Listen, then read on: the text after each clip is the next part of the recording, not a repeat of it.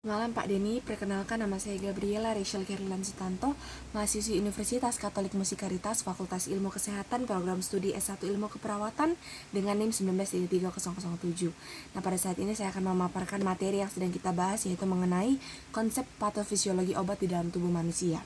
Yang pertama, kita perlu mengetahui apa itu konsep dari farmakokinetika.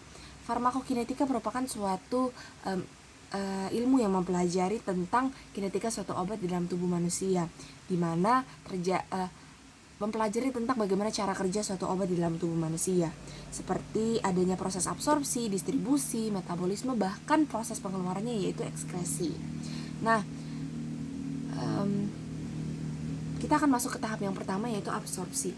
Nah, absorpsi ini merupakan suatu tahapan di mana obat yang sudah kita konsumsi ini akan mengalami proses penyerapan di dalam tubuh kita. Nah, proses penyerapan ini biasanya dilakukan dari pengkonsumsian obat melalui oral, melalui rektal, melalui injeksi yaitu intramuskular, intravena, subkutan, dan lain-lain. Nah, lalu kita akan masuk ke tahap yang kedua, yaitu distribusi. Tahap distribusi itu merupakan suatu tahap di mana terjadi suatu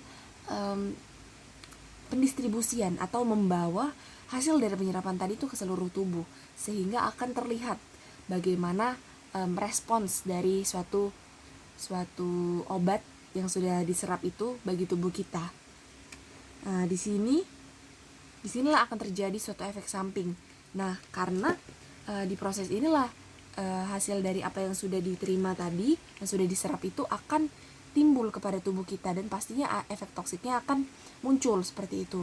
Seperti misalnya contohnya ketika kita mengkonsumsi obat nyeri, biasanya efek sampingnya itu kaki kita yang akan merasakan sakit. Begitu pula juga dengan obat-obat yang untuk sistem saraf pusat seperti itu. Lalu ketika seseorang dokter ingin mengobati seorang pasiennya, pastinya dia harus mempertimbangkan obat-obat yang akan dia berikan dan akan dia resepkan. Yang pasti yang pertama itu mengenai efek sampingnya, karena efek samping itu sangat berbahaya apabila ternyata obat yang mau digunakan itu bertentangan dengan kondisi pasien. Maka bisa dikatakan dengan kata mudahnya seperti ini: penyakit yang pertama mungkin bisa disembuhkan dengan obat yang pertama, atau mungkin tidak bisa. Akan tetapi akan timbul masalah yang baru karena efek samping yang timbul dari obat yang mau dikonsumsi untuk mengobati penyakit yang pertama itu ternyata memberikan efek toksik atau efek samping yang sangat berbahaya. Karena itu membahayakan, dan itu merupakan efek yang tidak bisa diterima oleh kondisi fisiologi seseorang, seperti itu. Lalu kita akan masuk ke mekanisme perjalanan obat di dalam tubuh. Dibagi menjadi 3, yaitu oral, rektal, dan juga injeksi.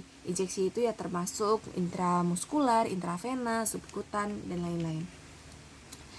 Kita akan masuk ke asas umum toksikologi.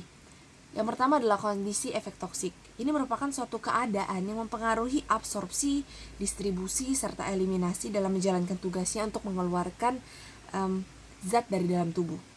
Nah, kondisi ini merupakan pembejanan akut ataupun kronis. Nah, kondisi efek toksik juga adalah kondisi makhluk hidup yang meliputi kondisi fisiologinya seperti berat badan, tinggi badan, dan suhu tubuh. Lalu yang kedua, mekanisme efek toksik. Nah, mekanisme efek toksik ini yaitu ketika zat racun masuk ke dalam tubuh manusia, dapat terdistribusi menuju ke cairan ekstrasel dan intrasel. Nah, mekanisme luka intrasel ini merupakan suatu keadaan di mana zat racun ini berada atau melakukan aksinya di dalam sel. Begitu pula sebaliknya, mekanisme luka ekstrasel ini merupakan suatu keadaan di mana zat beracun ini menjalankan aksinya itu di luar sel. Lalu wujud dari efek toksik. Bentuk atau wujud dari efek toksik yang beracun adalah terjadinya suatu perubahan biokimia, fungsional ataupun struktur. Nah, akan tetapi bukan artinya efek toksik zat beracun ini terpisah ke dalam 3 jenis wujud. Nah, biasanya itu campuran karena semua hal tersebut memiliki keterkaitan. Lalu sifat efek toksik. Efek toksik memiliki 2 sifat, yaitu sifat yang terbalikan dan sifat yang tak terbalikan. Yang pertama, sifat yang terbalikan, ciri-cirinya adalah efek toksik yang timbul akan kembali normal dalam waktu yang dekat. Lalu ketoksikan racun akan tergantung kepada takaran serta kecepatan absorpsinya. Yang ketiga, apabila kadar racun dalam tempat aksi tersebut, reseptornya akan cepat kembali normal. Lalu, ciri-ciri yang tak terbalik. Yang pertama, pemajanan dengan takaran yang tinggi dalam jangka panjang akan mengakibatkan efek toksik yang diakibatkan oleh pemajanan racun dengan takaran besar dalam jangka pendek.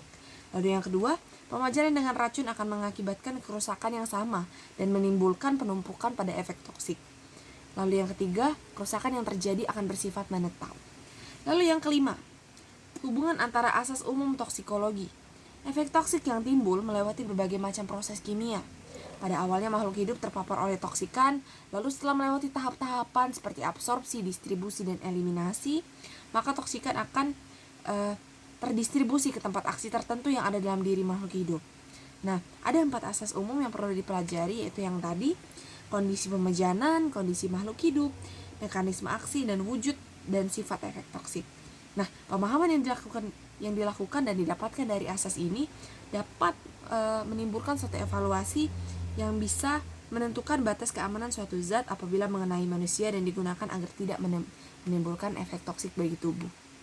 Nah, seperti itu dan sekian menurut saya dari apa yang bisa saya sampaikan pada hari ini. Saya mohon maaf apabila salah kata dan menyinggung perasaan. Terima kasih. Selamat malam.